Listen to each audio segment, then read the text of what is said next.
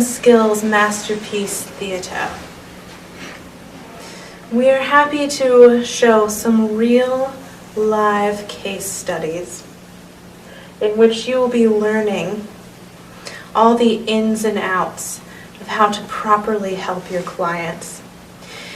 In this series, you will experience real, raw emotion. You will see the good therapists and weed them out from the bad therapists.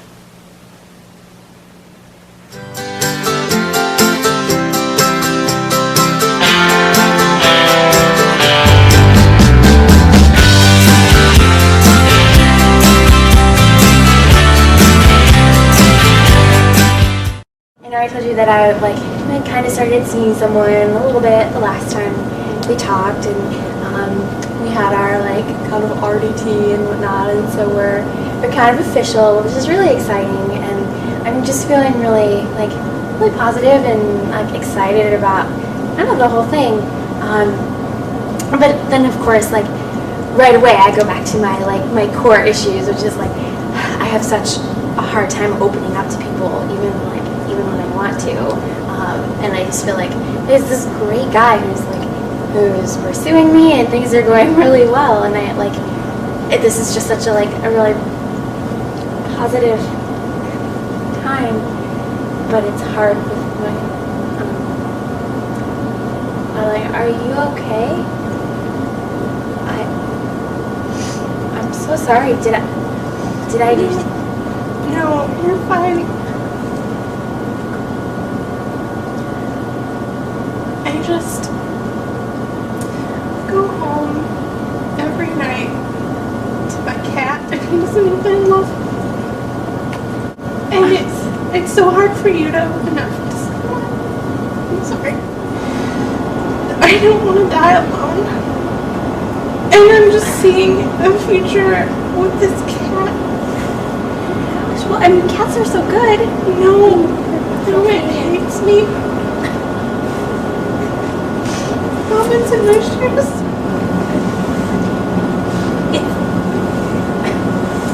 It's okay. I'm so sorry. I just don't want to die alone. No. And my cat can't love me again.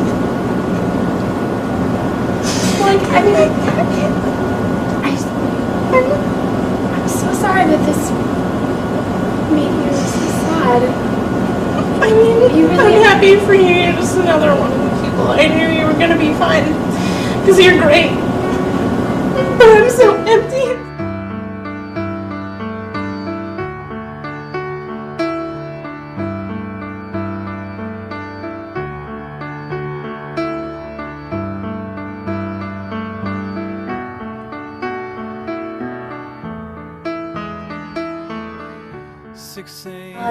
The last time we talked, I kind of started to see this guy. Things have really kind of progressed, even though I know I should.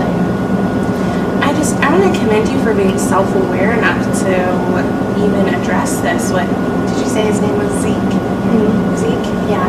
And so just the fact that you felt open enough with Zeke to even talk about, this is something that's hard for me to do, and you just really put yourself out there. Yeah, it was super hard. To talk about how I don't like talking about my emotions and opening up. Yeah.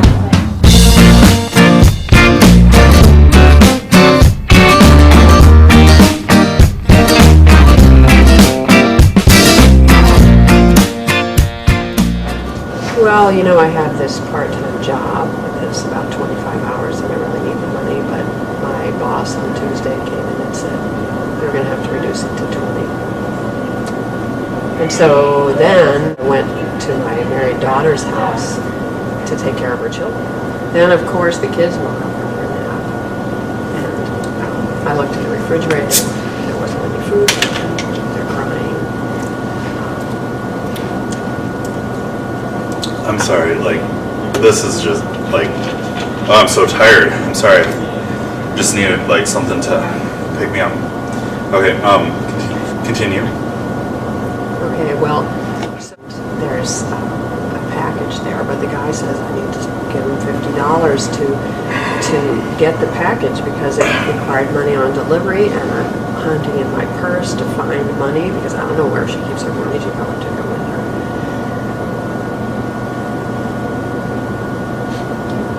Sorry, she didn't have money.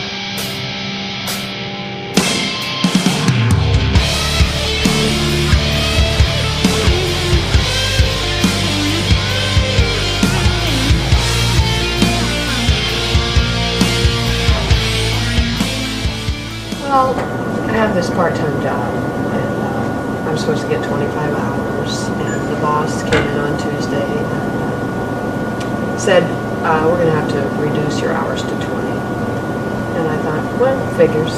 That's what you want. And then... So, can I just ask you real quick, what emotions were you feeling around that? Because I feel like if most people in that situation would probably be, have some emotions with it, but it sounds like right now you're presenting to me as just like, oh, it's not a big deal, this is what usually happens. So can you tell me more about the emotions you're having with that? Well...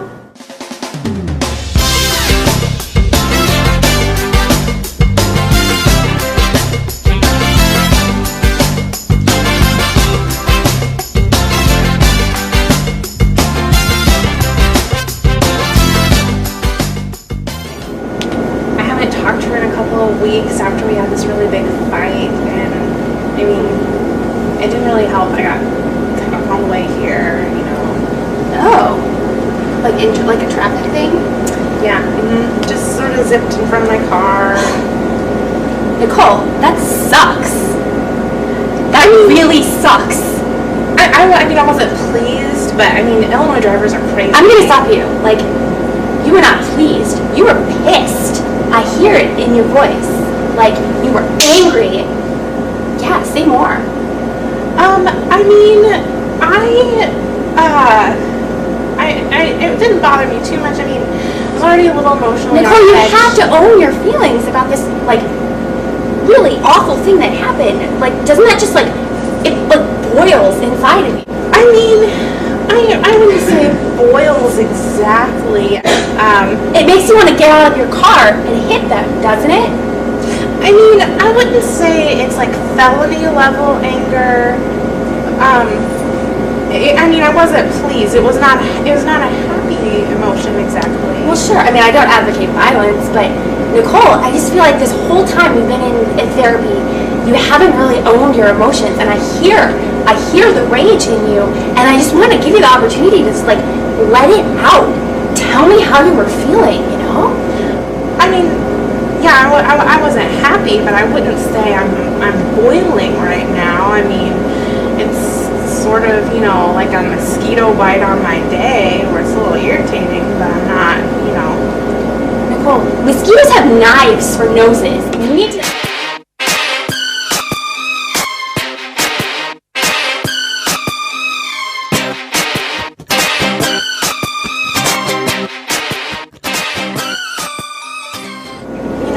Me and my mom haven't talked in a few weeks, and it was after our big fight we had. Somebody, cut me off in traffic on the way here, and that was kind of irritating. So yeah, Irritating for sure. Because it's frustrating. Yeah, Traffic stuff happens. yeah. It sounds like things with your mom are really still kind of weighing. That's gonna be fun. Yeah, it really is. I feel like I shouldn't be bothered about it anymore.